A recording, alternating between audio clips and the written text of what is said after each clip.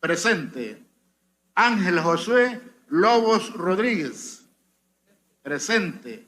Reinaldo Antonio López Cardosa. Presente. Saúl Enrique Mancía. Presente. Felipe Alfredo Martínez Interiano. Presente. Samuel Aníbal Martínez Rivas. Presente. Sandra Yanira Martínez Tobar. Presente. Edgardo Antonio Meléndez Mulato.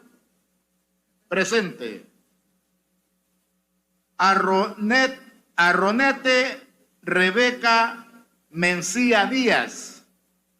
Presente. Juan Carlos Mendoza Portillo. Presente. Cruz Evelyn Merlos Molina. Presente. Janet Xiomara Molina. Presente. Caleb Neftalí Navarro Rivera. Presente. Mauricio Edgardo Ortiz Cardona. Presente. Claudia Mercedes Ortiz Mengíbar. Presente. Silvia Estela Ostorga de Escobar. Presente. José Javier Palomo Nieto. Presente. Marcela Balbina Pineda Erazo. Presente. René Alfredo Portillo Cuadra. Presente. Carlos Armando Reyes Ramos. Presente. Catarín Alexia Rivas González. Presente. Santos Adelmo Rivas. Presente. Ricardo Humberto Rivas Villanueva. Presente. Herbert Azael Rodas Díaz.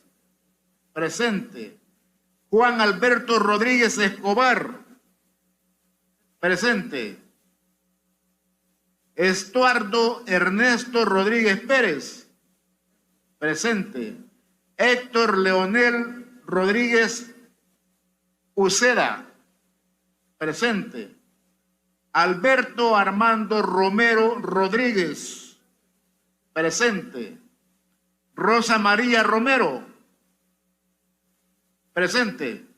Jorge Luis Rosales Ríos. Presente. Héctor Enrique Sales Salguero. Presente. Denis Fernando Salinas Bermúdez.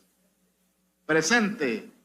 Rebeca Araceli Santos de González. Presente. Edwin Antonio Serpas Ibarra. Presente.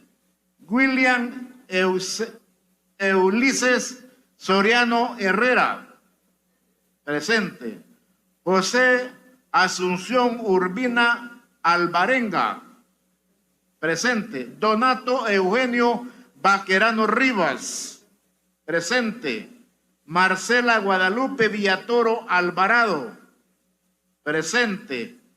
John Tenan Whitray Sol. Presente.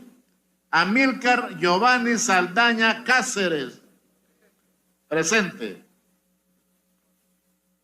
84 diputados presentes al momento de verificar la asistencia, señor presidente.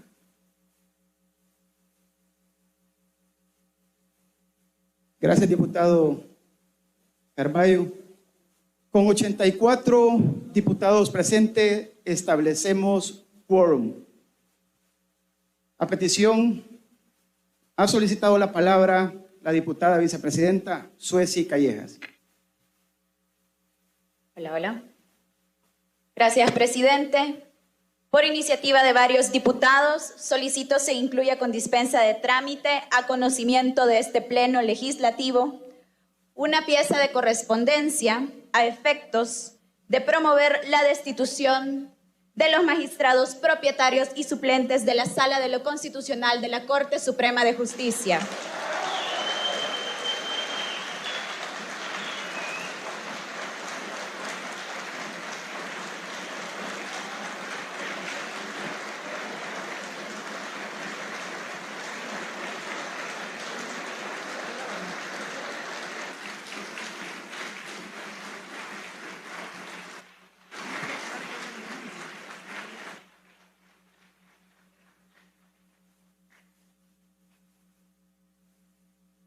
Gracias.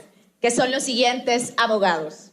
Propietarios: José Óscar Armando Pineda Navas, Aldo Enrique Cader Camilot, Carlos Sergio Avilés Velázquez, Carlos Ernesto Sánchez Escobar, Marina de Jesús Marenco de Torrento. Suplentes: José Cristóbal Reyes Sánchez, Jorge Alfonso Quinteros Hernández, José Luis Lobo Castelar, Sonia Elizabeth Cortés de Madrid. Gracias, presidente.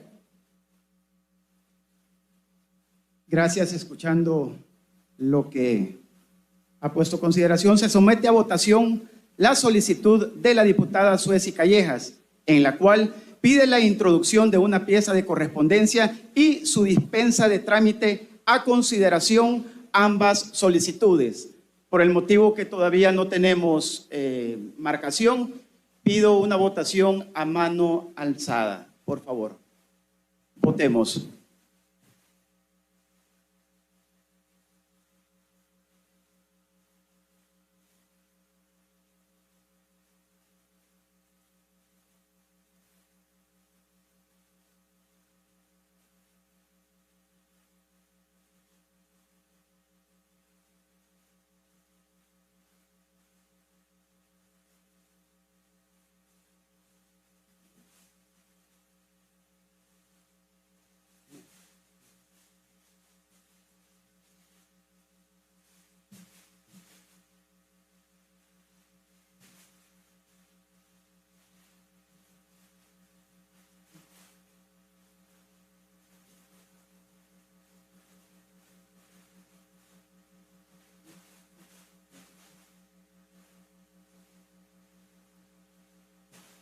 Gracias. Con 64 votos se aprueba la dispensa de trámite y la introducción de la pieza de correspondencia.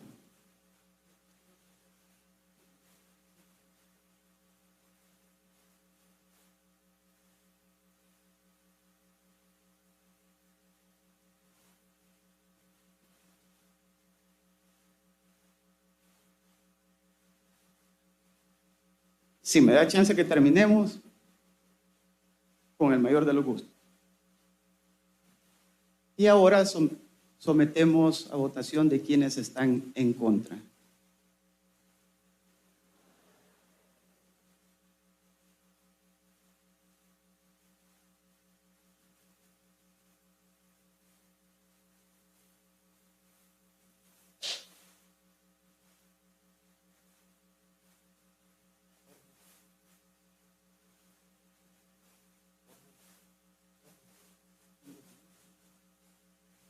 $19 diputados en contra.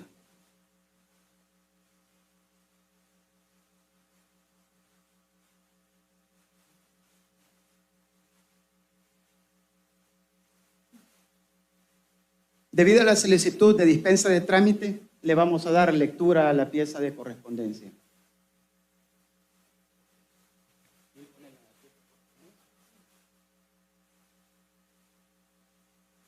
Secretaria, por favor, nos da lectura a la pieza de correspondencia.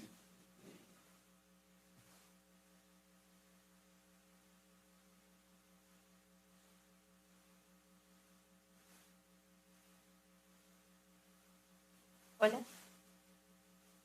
Gracias, presidente. Damos lectura a la pieza de correspondencia.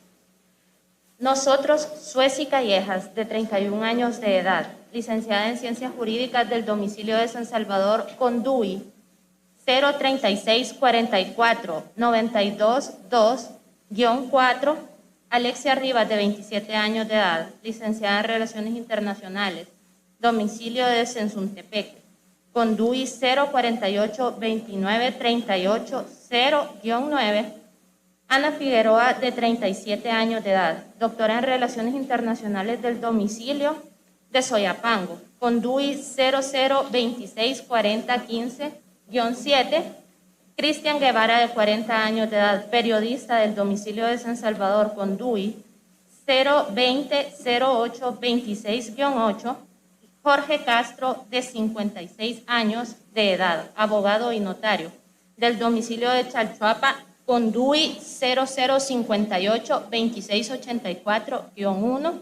Y Caleb Navarro, de 30 años de edad, abogado y notario, del domicilio de San Miguel, con DUI 0428340-0-5, los 4 primeros en nuestra calidad de diputados electos por ciudadanos del departamento de San Salvador, el 5º por el departamento de Santa Ana y el 6º por el departamento de San Miguel, como miembros del partido Nuevas Ideas, debidamente acreditados este día por la Comisión de Instalación de la Asamblea Legislativa, con fundamento en el artículo 133, numeral 1, 186 y 235 de nuestra Constitución, venimos a promover la destitución de los magistrados, propietarios y suplentes de la Sala de lo Constitucional de la Corte Suprema de Justicia, que son los siguientes abogados.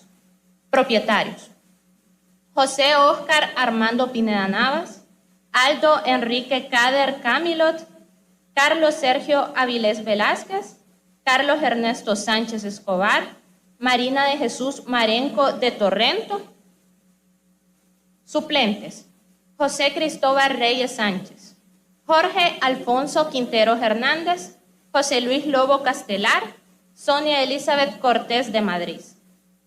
Respecto de los magistrados propietarios electos, debe aclararse que el primero de los abogados identificados fue electo como magistrado de la Sala de lo Constitucional de la Corte Suprema de Justicia y presidente de la misma y del órgano judicial, mediante el decreto número 766 del 31 de julio del 2014, publicado en el Diario Oficial número 147 del tomo 404, del 13 de agosto del 2014, y reelecto como presidente por decreto legislativo número 174 de fecha 16 de noviembre del año 2018, publicado en el Diario Oficial número 261, tomo 421 del 19 de noviembre de 2018.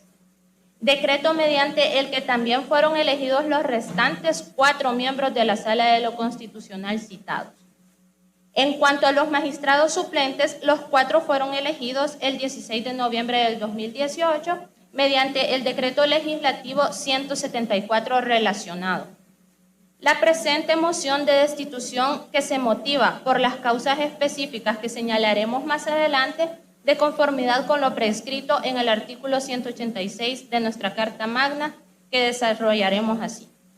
Primero, nuestra petición se encuentra fundamentada en el principio universalmente aceptado de la aplicación directa e inmediata de la Constitución, en virtud de lo que los derechos y garantías constitucionales, así como las obligaciones y atribuciones de las instituciones y de los funcionarios públicos, están orientados al ejercicio de los mismos, de tal modo que rigen en todo el ordenamiento jurídico y sirve como fuente en la redacción de normas de desarrollo legislativo de derechos constitucionalmente reconocidos, constituyéndose en uno de los fundamentos sobre el que descansa la validez del ordenamiento jurídico. Las normas constitucionales interactúan entre sí y están interconectadas en principios de aplicación general, instituyéndose en un sistema jurídico donde la Constitución es la norma fundamental. La expresión ordenamiento o sistema jurídico se refiere precisamente al conjunto unitario y coherente de normas jurídicas que rigen en un cierto momento dentro de un ámbito espacial determinado. De manera que no es un conjunto yuxtapuesto ni caótico de preceptos o normas jurídicas, sino que parten de un fundamento común de validez que a su vez le permite unidad, coherencia e integralidad. Estas valoraciones constitucionales sobre el futuro de los miembros de la Sala de lo Constitucional tienen su origen y obedecen al desconcierto nacional, popular y mayoritario de la ciudadanía, expresado en las recientes elecciones del pasado 28 de febrero, ante las múltiples sentencias antipopulares de la Sala de lo Constitucional de la Corte Suprema, cuyo análisis detalladamente abordaremos más adelante. De manera general, la aplicación de las normas constitucionales de un modo directo e inmediato se legitima sin necesidad de que se encuentren desarrolladas en la misma Constitución o en una ley secundaria. Principio que es recogido en nuestra jurisprudencia constitucional, específicamente, entre otras, en la sentencia del proceso de inconstitucionalidad, referencia 49-2011, pronunciado el 21 de marzo del año 2013, que textualmente dice: B. En el caso de la Constitución, especialmente por el carácter abierto de sus disposiciones, no pueden realizarse interpretaciones simplistas o aisladas de sus diversos postulados.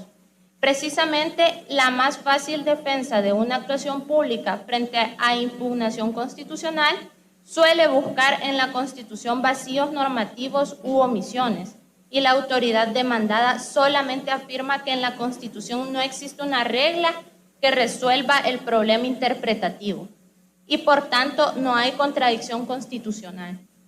En efecto, ceñirse literalmente a la cuestión que dice una Constitución o que deja de decir, toma como base una manera peculiar de entender sus disposiciones, como si se tratase de disposiciones del Código Civil o de otra ley en particular. La Constitución no es un inventario taxativo de prohibiciones o límites al poder con respecto al cual puede afirmarse que aquello que no prohíbe o limita expresamente puede ser realizado libremente por los agentes estatales. Esta sala ya ha reiterado que las atribuciones y competencias no son derechos de los funcionarios que puedan ejercerse a su arbitrario, sino que son verdaderas normas jurídicas que condicionan el actuar público en sentido positivo, de tal manera que los funcionarios públicos solo pueden hacer aquello para lo cual están facultados expresamente por la ley, según el artículo 86 de nuestra Constitución. Estas facultades no son reglas vacías de contenido o carentes de sentido, sino que se insertan en un sistema constitucional informado por valores y principios que buscan la limitación del poder y el respeto pleno de los derechos fundamentales de la persona. En los casos de posible fraude a la Constitución, el argumento de defensa de la actuación impugnada va más allá y pretende evidenciar el cumplimiento a cabalidad de una regla, pero analizada parcial o aisladamente, de manera que en la ponderación legislativa resulta vulnerada otra exigencia, condición o principio constitucional. Estas reflexiones jurisprudenciales justifican y legitiman que ante la circunstancia en particular de darse el caso de falta de desarrollo de los presupuestos constitucionales por una norma legislativa, el principio de aplicación directa e inmediata de la Constitución queda expedito. Si estamos conscientes que la Constitución es una norma jurídica y además es la norma fundamental, ella goza de un carácter adicional con la finalidad de que su objetivo de limitación al poder político no se vea desacreditado. Por esa razón, la Constitución como regla general es de aplicabilidad inmediata, particularmente de las normas referidas a derechos constitucionales y obligaciones y atribuciones de las instituciones y de los funcionarios públicos.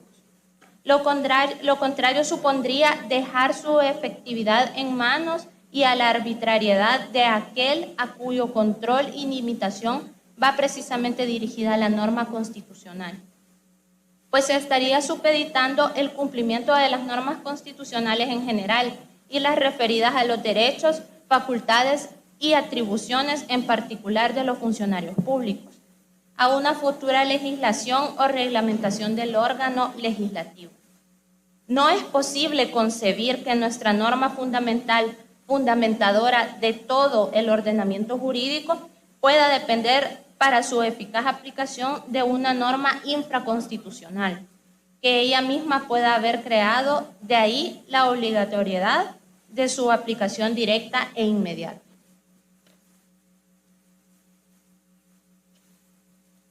Para lo concerniente a las normas sobre derechos constitucionales, así como para la determinación de las funciones y atribuciones de los órganos fundamentales del gobierno, debido al importante papel que juegan como límites del poder y, por tanto, como obligaciones estatales, se exige además que sean directamente vinculantes para todos los poderes del Estado y que el desarrollo que pueda o deba efectuar el legislativo no se configure como una mediación necesaria e imprescindible para su efectiva vigencia.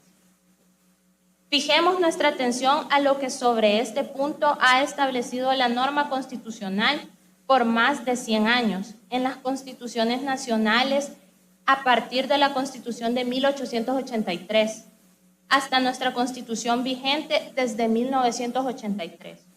En su artículo 87 prescribe: los funcionarios del gobierno son delegados del pueblo y no tienen más facultades que las que expresamente les da la ley, por lo que nos limitaremos en esta ocasión al estudio de lo que realmente interesa ahora: las facultades de los órganos del gobierno, el legislativo, el ejecutivo y el judicial, este último en su sala de lo constitucional. La regla general de directa aplicabilidad de las facultades y atribuciones constitucionales, específicamente de la Asamblea Legislativa, no tiene problema alguno de verificarse para cuando se trata de normas identificadas por su propia naturaleza o contenido, ya que basta sean recogidas en el texto constitucional para que a partir de ahí y sin ninguna dificultad puedan desplegar toda su virtualidad normativa. Estas normas o mandatos inequívocos en nuestro caso, contenidos en el artículo 186 de la Constitución, son normas que no requieren de desarrollo legislativo para ser plenamente vinculantes, ni para ser invocadas ante un tribunal frente a su eventual desconocimiento por parte del poder político o de las particulares, pues se trata de normas que reconocen verdaderas atribuciones ejercitables y exigibles directamente. Estas normas constitucionales pueden ser objeto de desarrollo legislativo. Sin embargo, su eficacia directa e inmediata no está condicionada a ese desarrollo. Desde el inicio de nuestra vida independiente, separados de la Unión Centroamericana, la Constitución de 1824 abrió un camino claro e inequívoco de que los funcionarios públicos, civiles, militares o eclesiásticos, al tomar posesión de su cargo, prestarían juramento de guardar la Constitución del Estado y desempeñar debidamente su cargo. Juramento que se conserva en el artículo 53 en la Constitución de 1841, ampliando su contenido, incorporando el compromiso de todo funcionario de prestar juramento de ser fiel a El Salvador, de cumplir y hacer cumplir la Constitución y atenerse a su texto, cualesquiera que sean las órdenes o resoluciones que la contrarían, y que en todo momento serían responsables personalmente y con sus bienes por su infracción, sin que pueda excusarlos ningún motivo o razón. Igual texto recogen las constituciones de 1864 en su artículo 66, la Constitución de 1871 en su artículo 89 y la Constitución de 1872 perfila su artículo 125, que el juramento que prestare el funcionario público sería de ser fiel a la República, de cumplir y hacer cumplir la Constitución y atenerse a su texto, cualesquiera que sean las leyes, decretos, órdenes y resoluciones que la contrarían, y que por su infracción serían responsables con sus personas y bienes. Las constituciones de 1880 en su artículo 120, la de 1883 en su artículo 125 y la de 1885 en su artículo 136 mantienen intacto el texto de la Constitución de 1872. Igualmente la prescribe la Constitución de 1939.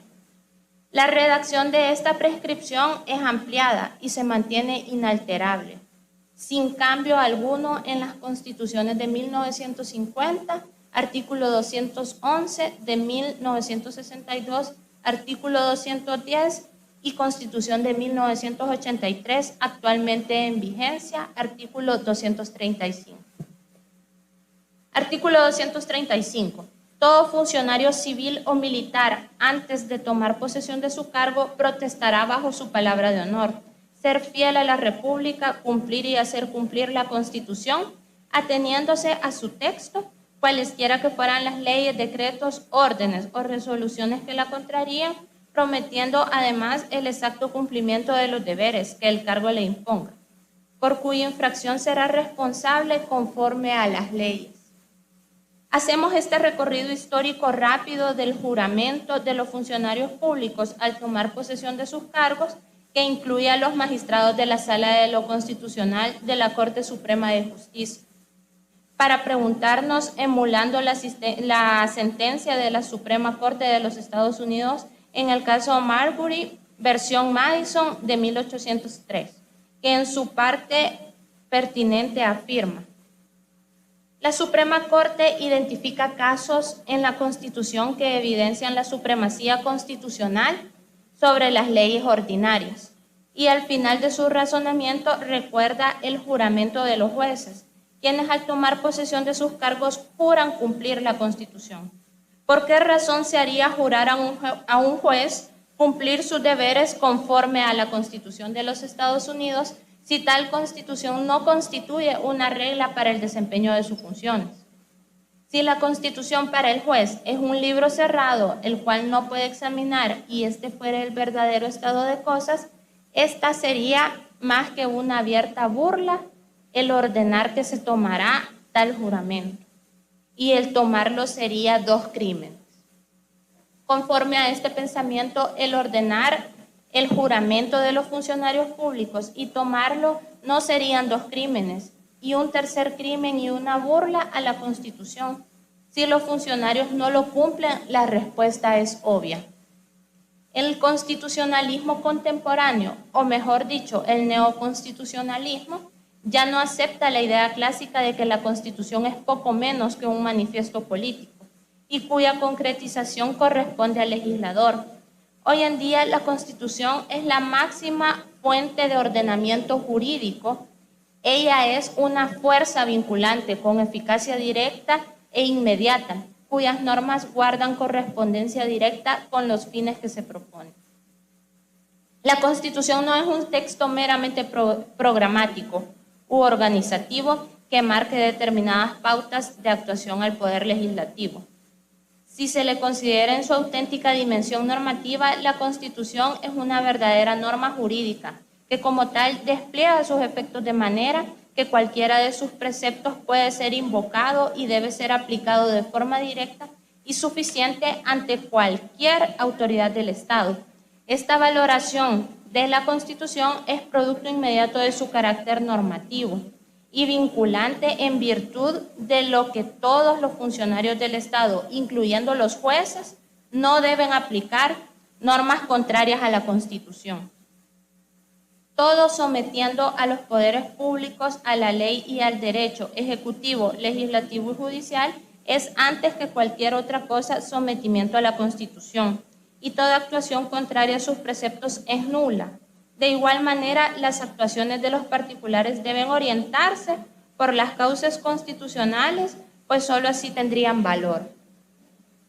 Segundo, consideramos que los magistrados de la Sala de lo Constitucional, José Óscar Armando Pineda Navas, Aldo Enrique Cader Camilot, Carlos Sergio Avilés Velázquez, Carlos Ernesto Sánchez Escobar y Marina de Jesús Marenco de Torrento han con sus pronunciamientos generado con sus sentencias arbitrarias un fraude a la Constitución, como pasamos a demostrar mediante su ejemplificación puntual. 1. Violación del artículo 86, inciso 3 de la Constitución, al ejercitar facultades que no están expresamente autorizadas en la Constitución, que se manifiestan: a. Modulación de las sentencias con regulaciones arbitrarias y discriminatorias. B. Aplicación de la figura de la reviviscencia de normas derogadas legalmente.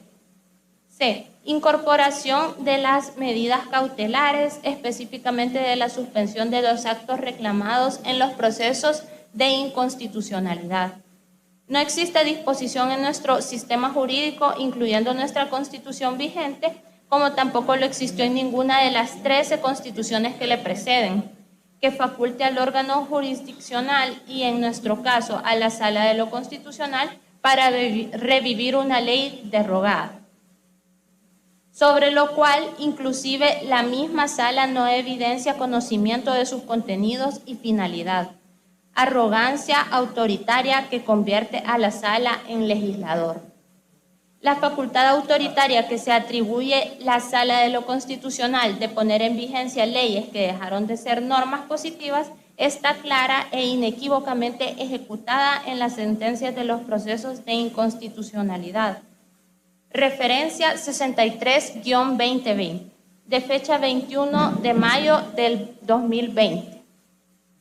Revívese el decreto legislativo número 593, aprobado el 14 de marzo del 2020 y publicado en el Diario Oficial número 52, tomo 426, de 14 de marzo del 2020, por medio del cual la Asamblea Legislativa decretó el estado de emergencia nacional de la pandemia por COVID-19. La reviviscencia del decreto legislativo número 593, salvo que antes se cuente con una nueva ley, estará vigente hasta el 29 de mayo del 2020, tiempo durante el cual el órgano ejecutivo y la Asamblea Legislativa deben cumplir sus obligaciones constitucionales, procurando los consensos necesarios para la creación de una normativa que garantice los derechos fundamentales de los habitantes en esta pandemia. Referencia 134-2014, 19-2017, 20-2017, 37-2017, 38-2017, 41-2017 del 27 de octubre de 2017. Sentencia en la que participó como presidente de la Sala de lo Constitucional el abogado José Óscar Armando Pineda Navas. 2. En ejercicio de la competencia de esta Sala para modular los efectos de sus decisiones, se determina que a partir del día siguiente al de su notificación, esta sentencia producirá los siguientes efectos: la expulsión del ordenamiento jurídico del artículo declarado inconstitucional. Se declara la reviviscencia del artículo 69, inciso primero, letra LM, que entró en vigencia por decreto legislativo número 544, publicado en el Diario Oficial número 16, tomo 330, de 24-X-1996, que disponía que la multa será hasta el 1% calculado sobre los activos totales del infractor, por lo que el artículo 69-A, inciso primero, LM, se deberá entender en el sentido que las multas por infracciones a la disposición de esta ley y su reglamento será hasta el 1% calculado sobre los activos totales del infractor. Y la Asamblea Legislativa deberá identificar en un plazo de 6 meses contados a partir del día siguiente al de la notificación de la presente decisión todas aquellas disposiciones legales que contengan multas calculadas con base en salarios mínimos diarios urbanos vigentes para la ciudad de San Salvador u otro semejante y reformarlas con base en alguno de los salarios mínimos reconocidos por el ordenamiento jurídico. 2. Violación de la separación de atribuciones y competencias de los órganos del gobierno, específicamente de los que corresponden al órgano legislativo y ejecutivo. Artículos 86 y 87 de la Constitución.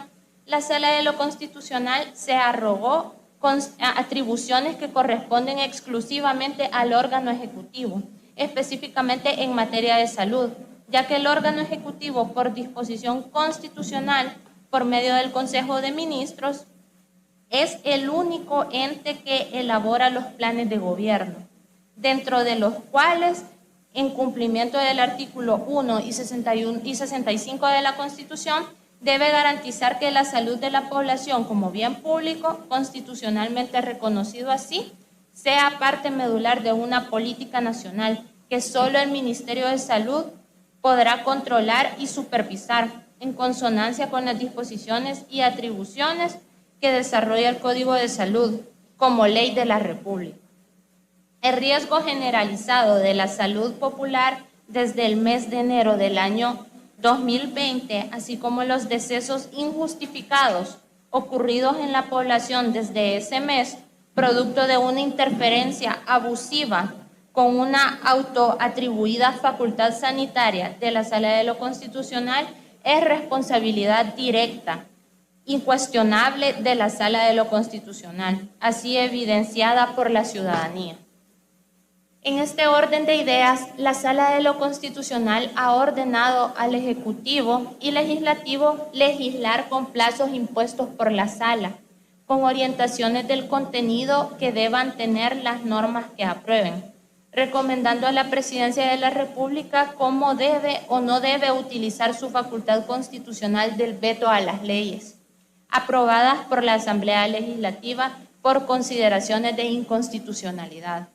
Pero esta arrogante intromisión de la Sala de lo Constitucional alcanzó inclusive a la Fiscalía General de la República, a restringir la atribución del fiscal general, la dirección técnica y funcional de la Unidad de Investigación Financiera, que es una dependencia de la misma Fiscalía General. La salud como un bien público constitucionalmente declarado en el artículo 65 de nuestra Constitución no es una mera declaración lírica o gramatical, ya que para ser concebido así debe reunir dos características básicas: que pueda ser disfrutada por todas las personas y que ninguno deba ser discriminado por tener la salud pública el carácter de ser un derecho inalienable y fundamental, tutelado por el Estado, es decir, por el Ejecutivo, por medio del Ministerio de Salud, como lo ordena el artículo 1, inciso 3 de la Constitución, en relación con el Código de Salud, de ser el rector de la Política Nacional de Salud, artículo 40. Esta facultad del Ejecutivo fue reiteradamente interferida, obstaculizada y en algunos casos anulada por las sentencias de la Sala de lo Constitucional, lo que generó mayor esfuerzo técnico, sanitario, económico y de estrategias nuevas para el cumplimiento de su mandato constitucional, que en condiciones normales se debió contar con la colaboración y apoyo institucional de todos los órganos del gobierno para el logro de los fines sociales como lo ordena la Constitución, pero ocurrió todo lo contrario. El artículo 40, el Ministerio de Salud Pública y Asistencia Social es el organismo encargado de determinar, planificar y ejecutar la política nacional en materia de salud, dictar las normas pertinentes, organizar, coordinar y evaluar la ejecución de las actividades relacionadas con la salud.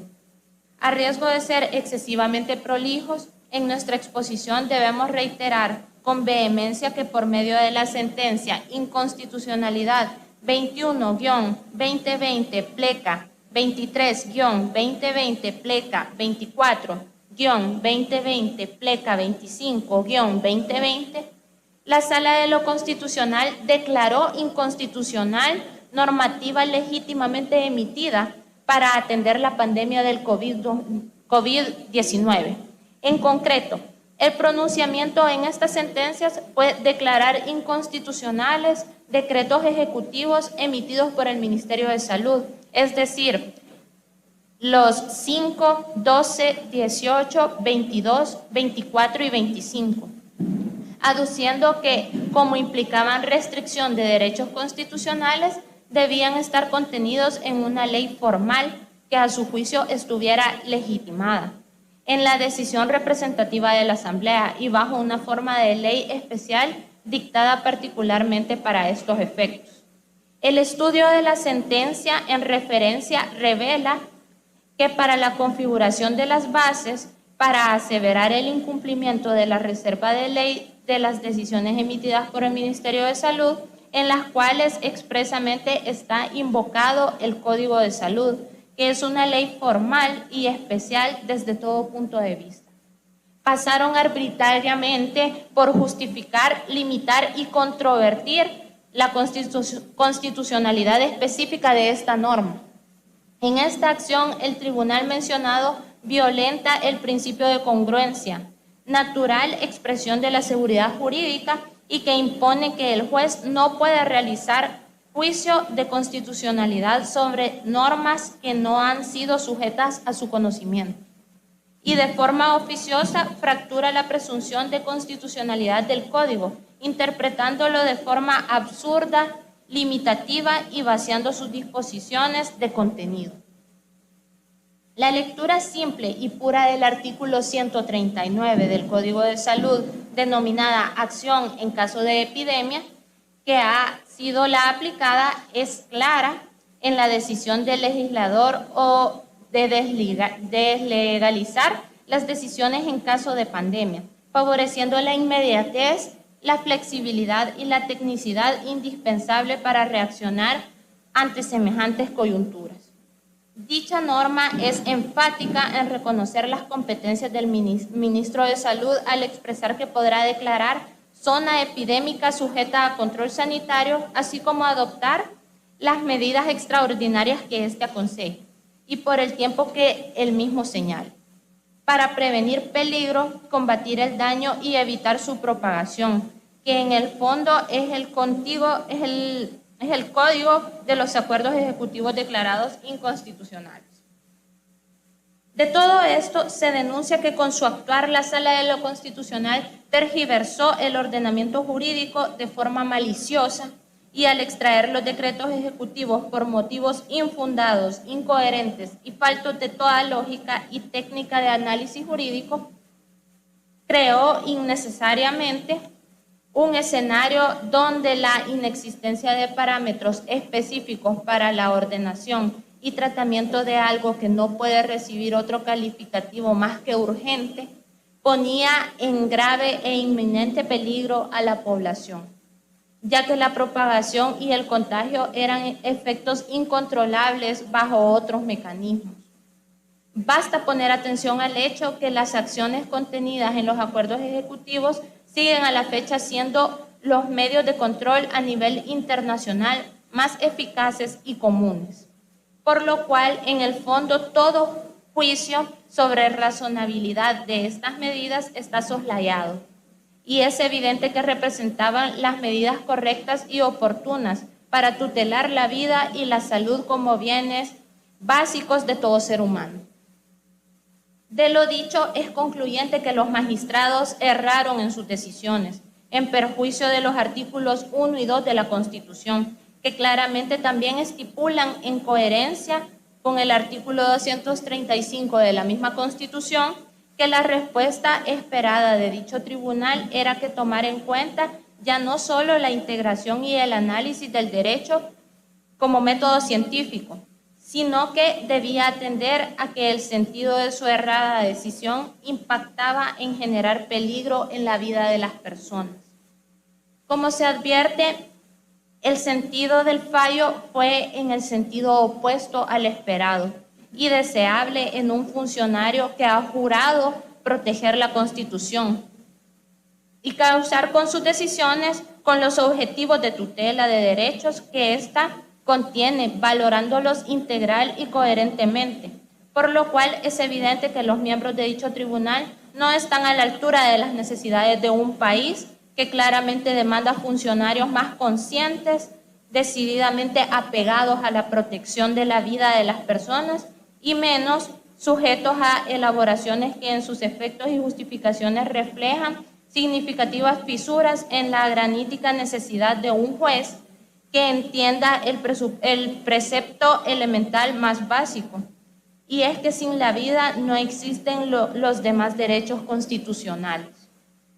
En el presente caso, la clara comprobación de este fraude constitucional se comprueba con el sentido, tenor, efectos y contenidos en la sentencia a la que se ha hecho referencia y que acompaña esta pieza, por lo cual, como lo estipula como requisito el artículo 186 de la Constitución, existen claras evidencias de que los magistrados actuales no reúnen los méritos para un rol tan fundamental, por lo cual sus acciones expresadas en las justificaciones de las sentencias traídas a colación obligan por el rol que compete a esta Asamblea ante tal flagrante incumplimiento a removerlos como medida de protección de la población que nos ha elegido. Emisión de sentencias en las que se derogó indirectamente el Código de Salud, aun y cuando no era un acto objeto de controversia, y con ello se restaron facultades necesarias e indispensables para el control de la pandemia, transgrediendo con ello lo establecido en el artículo 1 y 2 de la Constitución, al dictar una sentencia que puso en riesgo inminente la vida y la salud de los ciudadanos. Referencia 21-2020, 23-2020, 24-2020 y 25-2020, de fecha 8 de junio del 2020. Declárese inconstitucional por conexión de un modo general y obligatorio el decreto ejecutivo del presidente de la República número 19 del 19 de mayo del 2020, publicado en el Diario Oficial número 101, tomo 427, del 19 de mayo del 2020. Esto se debe a que no cumple con los estándares aplicables a su declaratoria mencionados en esta sentencia. Difiérense los efectos de la declaratoria de inconstitucionalidad del decreto ejecutivo número 29 por el plazo de 4 días contados a partir del siguiente al de la notificación.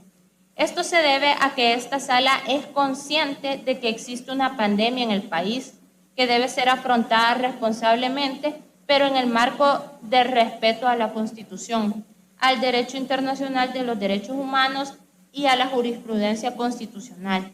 Durante dicho plazo, la Asamblea y el órgano ejecutivo podrán emitir la normativa que estimen oportuna para controlar, eliminar y o erradicar la pandemia de COVID-2019 y sus riesgos para la comunidad, siempre que sea de conformidad con la Constitución y la jurisprudencia constitucional, en especial en esta sentencia. También como consecuencia de esta sentencia, el emisor de la normativa, órgano legislativo y ejecutivo, queda inhabilitado para replicar los aspectos señalados como inconstitucionales en esta decisión, en las leyes, decretos o cualquier disposición futura sobre la materia. En similar sentido se resolvió en el auto del 26 de julio de 2017 y en la sentencia de inconstitucionalidad 1-2010 de fecha 25 de agosto de 2010. De replicarse no producirán efecto jurídico constitucional alguno.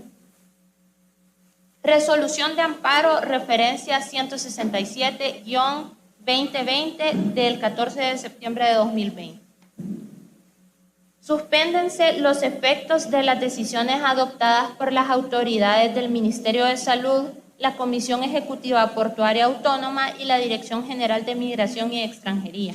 Entre ellas la circular identificada con la referencia 024 pleca 2020, suscrita el 11 de septiembre de 2020 por el encargado de la gerencia aeroportuaria de la Comisión Ejecutiva Portuaria Autónoma, consistentes en inadmitir el ingreso de los salvadoreños extranjeros con residencia definitiva en el país, que no presenten a su arribo al Aeropuerto Internacional San Óscar Arnulfo Romero y Galdames o a cualquier otro punto autorizado de ingreso una prueba de PCR que dé negativa en COVID-2019. Esta medida es aplicable únicamente a las personas que se encuentran en las circunstancias arriba expresadas, sin perjuicio de las sentencias que tiene el Ministerio de Salud, dentro de los parámetros ya establecidos en las resoluciones dictadas por la Sala con anterioridad, particularmente del 15 de junio de 2020, pronunciada en el presente amparo y sentencia del 8 de junio de 2020, inconstitucionalidad 21-2020.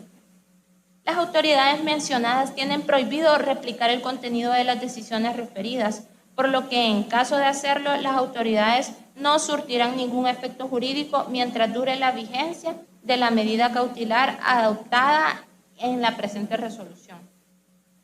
Resolución de amparo, referencia 167-2020 del 23 de diciembre del 2020. Reitérase al presidente de la República y a los titulares de la Comisión Ejecutiva Portuaria Autónoma y la Dirección General de Migración y Extranjería que se abstengan de impedir el ingreso al territorio nacional de los salvadoreños que provengan o hayan estado en el Reino Unido, Sudáfrica o cualquier otro país. Una vez más se reitera a las autoridades nacionales que el ordenamiento jurídico dispone de medidas profilácticas y sanitarias que no implican transgresión a los derechos fundamentales.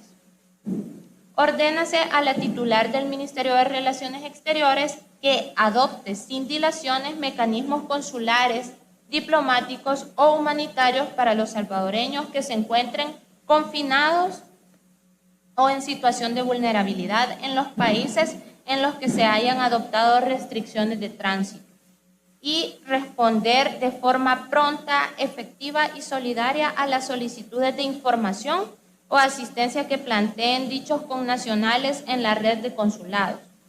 Sobre estas medidas, dicha autoridad deberá informar en un plazo de 3 días hábiles contados a partir del día siguiente al de la notificación. Controversia constitucional, referencia 8-2020 de fecha 19 de agosto de 2020.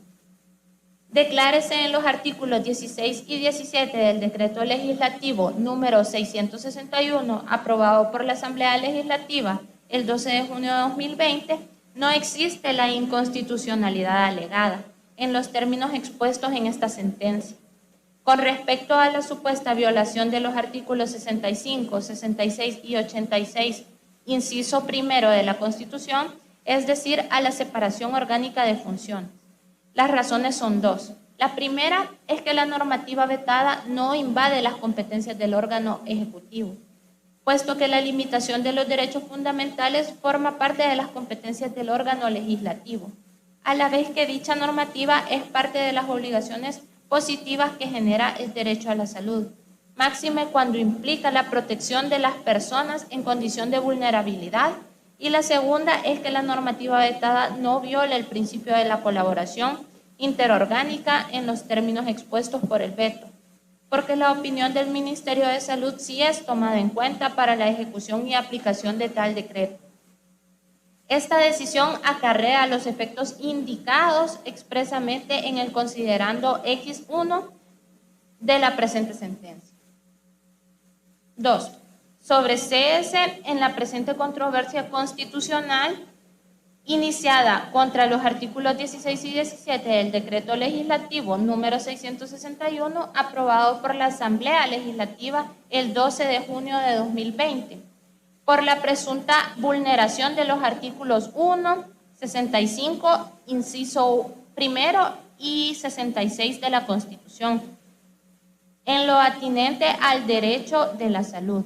La razón es que el presidente de la República omitió argumentar por qué tales disposiciones son medios idóneos e innecesarios para la protección al derecho a la salud. Esta decisión acarrea los efectos indicados expresamente en el considerando X1 de la presente sentencia. 3. Exhórtese al órgano legislativo para que de inmediato coordine esfuerzos e instaure un diálogo institucional que busque los consensos y alternativas urgentes de acción que el país requiere durante esta pandemia, descritas en el considerando especial X1 de la presente sentencia, en el menor tiempo posible para tratar de obtener el mayor bienestar de los habitantes de la República en este contexto de pandemia. Comuníquese al presidente de la República la presente sentencia para que proceda de inmediato a sancionar el proyecto de ley vetado y luego en el menor tiempo posible lo mande a publicar en los términos indicados. De esta sentencia se transcurren los 8 días hábiles siguientes al de su recibo y el presidente no la sanciona. Se presumirá la sanción en los términos del artículo 137, inciso primero de la Constitución. Si luego transcurren los 15 días hábiles a que se refiere el artículo 139 de la Constitución y el presidente no lo publica, entonces lo hará el presidente de la Asamblea, ya bien en el diario oficial o en cualquier otro diario de mayor circulación de la República. Pero la invasión abusiva y arbitraria de la Sala de lo Constitucional a las atribuciones y de los órganos fundamentales del gobierno no se limitó al Ejecutivo en el campo de la salud, sino que se extendió también a normar las facultades y atribuciones de la Asamblea Legislativa.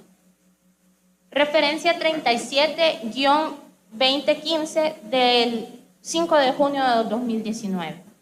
Otórgase a la Asamblea Legislativa el plazo de 1 año contado a partir del día siguiente al de la notificación de la presente sentencia, para que decida si concede previo procedimiento la autorización para la explotación del bien de uso público en el que están construidos el carril segregado que se extiende desde la avenida Rosario Sur del municipio de Soyapango hasta la 33 Avenida Norte del municipio de San Salvador y las estaciones de los autobuses del Citrans.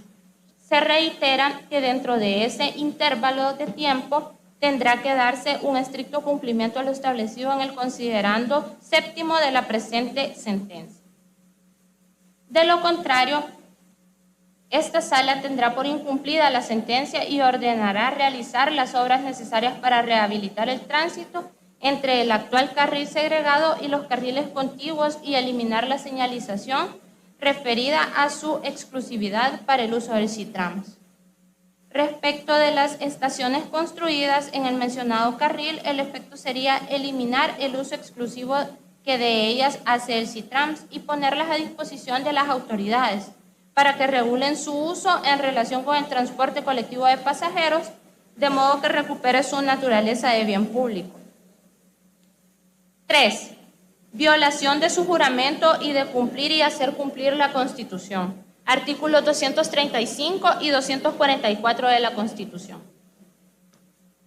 Los magistrados firmantes de las sentencias enumeradas a lo largo de la presente pieza de correspondencia han alterado los alcances constitucionales de los artículos que ellos mismos citan al darles otro sentido y modular sus resoluciones más allá de los límites que la misma Constitución determina. En este sentido, esta alegación impone como conclusión que han faltado sistemáticamente a su juramento de cumplir y hacer cumplir la Constitución, cuando en las resoluciones que emitieron violaron el principio del artículo 246 al anteponer el interés privado sobre el público o el individual sobre el general. En este sentido, dichos magistrados sopesaron más en contra de la Constitución la libertad individual, el comercio, la economía, los negocios e incluso el trabajo por sobre la salud y la vida de toda la sociedad salvadoreña, bajo el pretexto de armonizar y hacer valer las libertades de los ciudadanos. Los pusieron en peligro frente a cualquier medida mundialmente aceptada y puesta en práctica. Por sobre sus conciencias prevaleció el interés en derechos secundarios por sobre el ser humano. No es producto de la técnica de redacción que los derechos económicos sean listados a posterior de los más básicos derechos humanos, la vida. La Constitución reconoce a la vida por sobre la cultura, por el bienestar económico, etc. Por lo que, según lo anterior, ponderar en otro sentido las sentencias y en sus resoluciones asignar un orden diferente es inconstitucional y una violación a su juramento hecho previo a asumir sus cargos. 4. Convertir a la Sala de lo Constitucional en un superpoder frente a los órganos legislativos y ejecutivos. Convertir la Sala de lo Constitucional, tal y como desde hace tiempo se ha denunciado, tanto los magistrados, miembros de esta sala, así como la que lo antecedió, han emitido sentencias que pretenden coartar, obstaculizar, modular o regular los mandatos constitucionales que le fueron otorgados a cada uno de los otros órganos del Estado de El Salvador.